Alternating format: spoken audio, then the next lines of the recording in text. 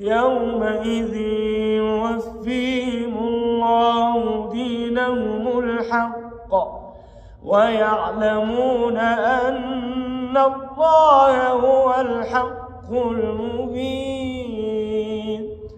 الخبيثات للخبيثين والخبيثون للخبيثات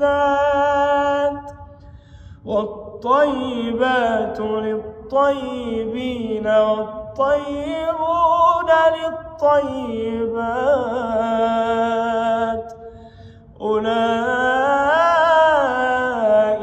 مبرؤون مما يقولون لهم مغفرة ورزق كريم.